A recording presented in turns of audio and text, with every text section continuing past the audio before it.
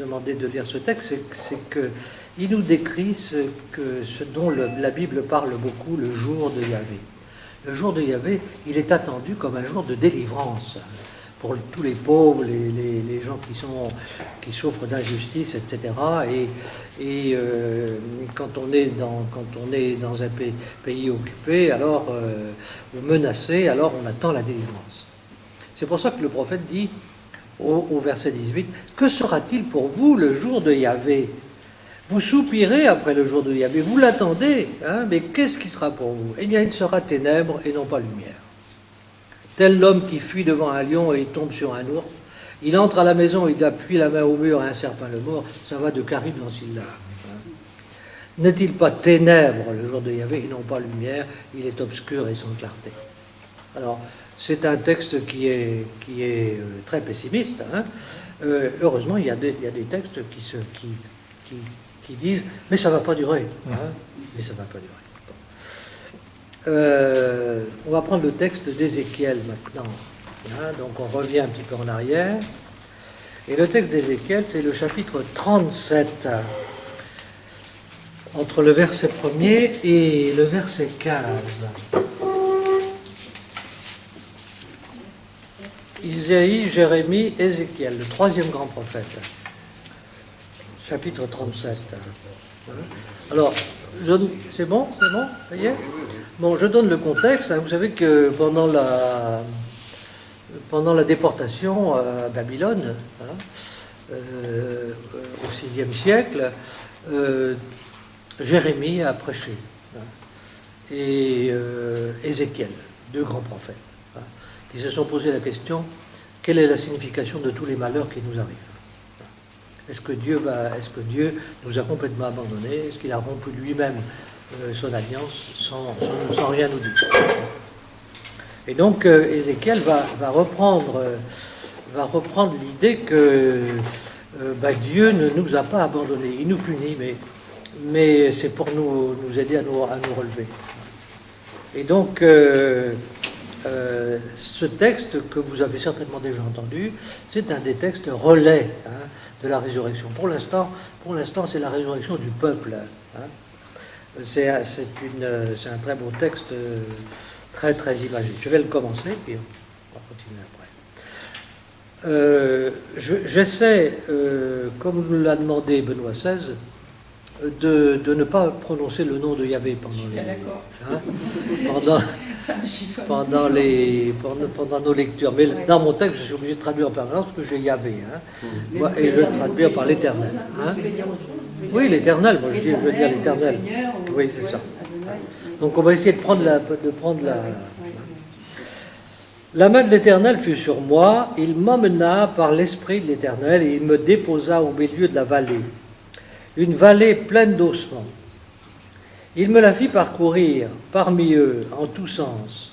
Or les ossements étaient très nombreux sur le sol de la vallée, et ils étaient complètement desséchés. Et il me dit, fils d'homme, ces ossements vivront-ils ? Et je dis, Seigneur, Éternel, c'est toi qui le sais. Il me dit, prophétise sur ces ossements. Dans la lecture par rapport à la lecture que nous ferons après, voici que j'ouvre vos tombeaux. Je vais vous faire remonter de vos tombeaux. Ça évoque tout à fait, vous savez, les sculptures qui sont aux portes de nos cathédrales, les figurations du jugement dernier. On voit les morts soulever leur hein, bon. On sait que les cadavres n'attendent pas la résurrection de cette manière-là. Hein. Mais c'est une image qui est très parlante. Hein. Et cette image, elle vient directement de ce texte. Hein. Bon. Troisième texte, alors, on revient encore en arrière dans notre Bible, puisque nous allons passer les prophètes pour aller dans la section, dans la classe des écrits de sagesse. Et parmi les écrits de sagesse, après le livre de Job, nous avons le livre des psaumes. Et nous allons nous arrêter au psaume 22, entre parenthèses 21. Bon, on va continuer notre lecture deux paragraphes par deux paragraphes.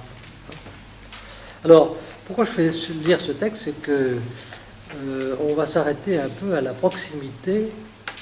On va essayer de lire avec les lunettes de la proximité de ce texte avec le récit évangélique de la Passion. La Bible travaille avec des images, avec des métaphores sans arrêt, qu'elle retravaille encore, etc.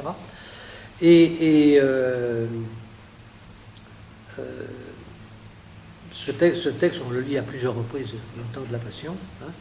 Mais là, on voit que les deux tiers du psaume sont un psaume de plainte de quelqu'un qui a été abandonné par Dieu, hein, et qui se plaint parce que Dieu est absent, qu'il ne parle pas. Hein. Et beaucoup de psaumes sont comme ça. Il y avait quelques psaumes qui sont complètement des plaintes, hein, sans même un mouvement d'espérance. Hein. Mais là, vous allez voir que le dernier tiers, alors, sans que nous soyons prévenus, le ton change complètement. Alors, on va expliquer un tout petit peu ça. Hein. Vous savez qu'un certain nombre de psaumes sont des psaumes surtout individuels, mais beaucoup de psaumes sont en fait des cantiques qui sont tirés de la liturgie du temple. Hein. Et c'est comme chez nous, c'est-à-dire qu'à certaines fêtes, il y avait un certain nombre de psaumes qui devaient être chantés à certaines fêtes. Il y avait le chœur des chants, c'était les Lévites, hein, qui s'installaient sur les marches, comme une chorale, hein, et qui chantaient pendant que se déroulaient les sacrifices. Et donc, du maître de chant sur la biche de l'aurore, c'est simplement pour indiquer que, effectivement, ce psaume doit être chanté sur un certain cantique ou un certain même chant profane que tout le monde connaît. Hein. Et donc, la mélodie, tout le monde la connaît, puisque c'est sur la biche de l'aurore. Hein, c'est ce que ça veut dire. Hein. Moi, je la connais pas. Moi non plus. Moi non plus. Et là, je crois qu'aujourd'hui, personne ne la connaît. Mais les scribes sont tellement précis dans leur recopiage qu'ils recopient tout. Hein. Voilà, et c'est arrivé jusqu'à nous. Alors, psaume de David, bon, on parlera de ça après. Donc, vous avez bien remarqué, à partir du verset 23, on change complètement d'ambiance. Hein. Et on ne sait pas ce qui s'est passé. Hein. C'est-à-dire que celui qui était complètement plongé dans sa plainte et sa détresse, tout d'un coup commence à prier dans l'action de grâce. Hein. Et cette action de grâce, elle va s'élargir de plus en plus. D'abord à toute la race de Jacob, c'est-à-dire à tout Israël, hein, et puis ensuite, spécialement, les pauvres sont convoqués, hein, et puis même les lointains de la terre, hein, et toutes les familles des nations se prosterneront devant lui. Hein. Tous les puissants de la terre se courberont, etc. Et non seulement ça concernera la génération qui vit du temps de celui qui prie, mais aussi les générations à venir. On racontera au peuple à naître sa justice, voilà son œuvre.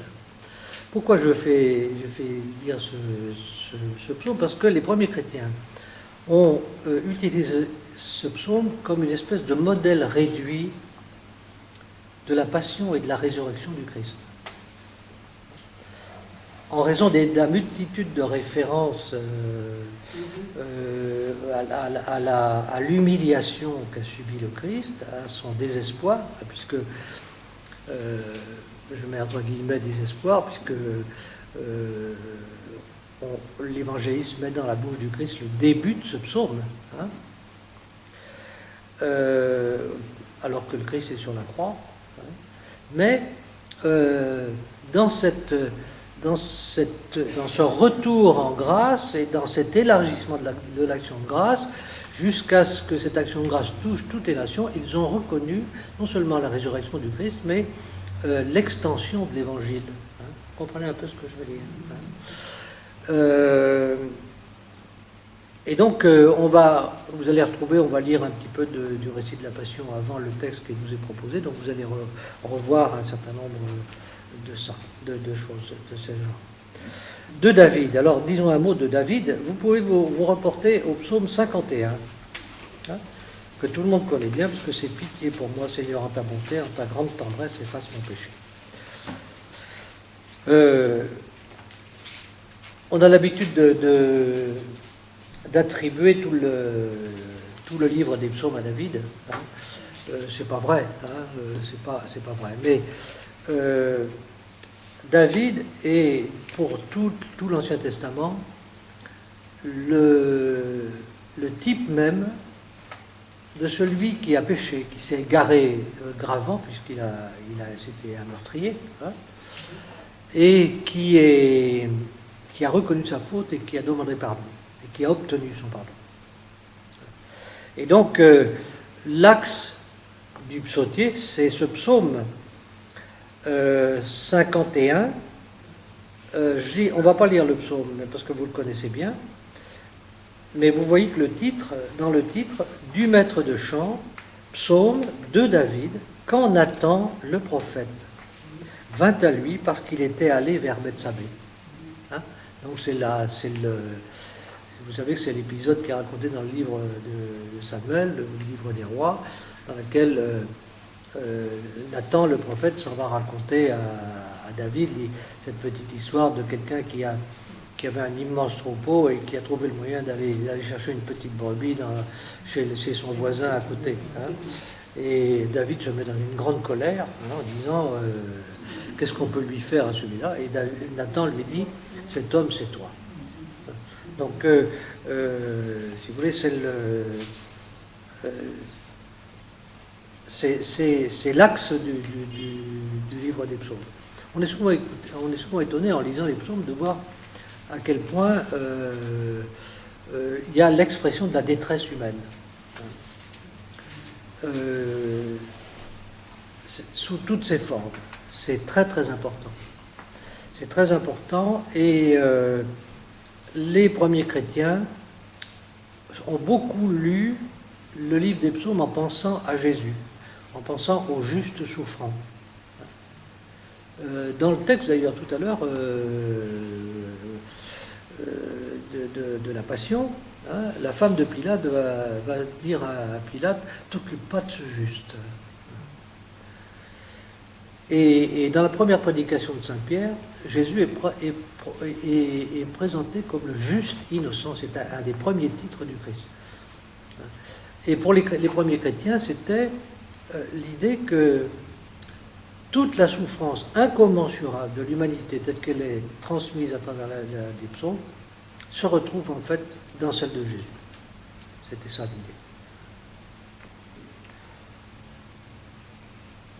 Voilà, donc quelques références de l'Ancien Testament pour faire le lien avec le Nouveau.